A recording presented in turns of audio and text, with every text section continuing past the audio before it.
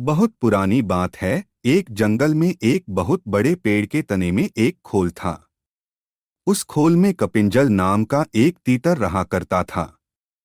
हर रोज वह खाना ढूंढने खेतों में जाया करता था और शाम तक लौट आता था। एक दिन खाना ढूंढते ढूंढते कपिंजल अपने दोस्तों के साथ दूर किसी खेत में निकल गया और शाम को नहीं लौटा। जब कई दिनों तक तीतर वापस नहीं आया तो उसके खोल को एक खरगोश ने अपना घर बना लिया और वहीं रहने लगा। लगभग 2 से 3 हफ्तों बाद तीतर वापस आया। खा खा कर वह बहुत मोटा हो गया था और लंबे सफर के कारण बहुत थक भी गया था।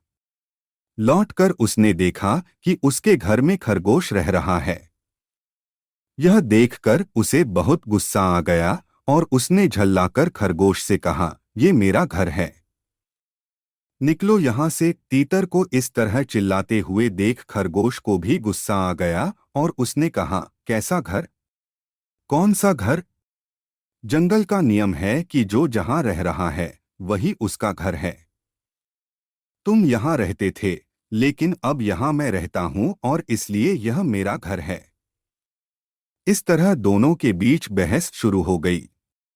तीतर बार बार खरगोश को घर से निकलने के लिए कह रहा था और खरगोश अपनी जगह से टस से मस नहीं हो रहा था।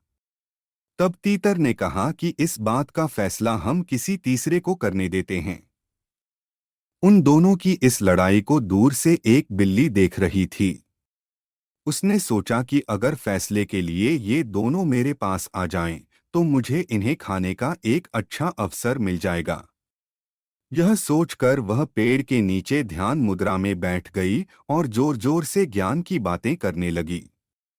उसकी बातों को सुनकर तीतर और खरगोश ने बोला कि यह कोई ज्ञानी लगती है और हमें फैसले के लिए इसके ही पास जाना चाहिए। उन दोनों ने दूर से बिल्ली से कहा, "बिल्ली मौसी, तुम समझदार लगती हो।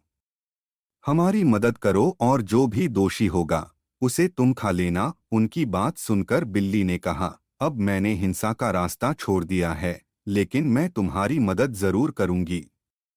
समस्या यह है कि मैं अब बूढ़ी हो गई हूँ और इतने दूर से मुझे कुछ सुनाई नहीं दे रहा है। क्या तुम दोनों मेरे पास आ सकते हो?" उन दोनों ने बिल्ली की बात पर भरोसा कर लिया और उसके पास चले गए। जैसे ही वो उसके पास गए, बिल्ली ने तुरंत पंजा मारा और एक ही झपट्टे में दोनों को मार डाला। कहानी से सीख।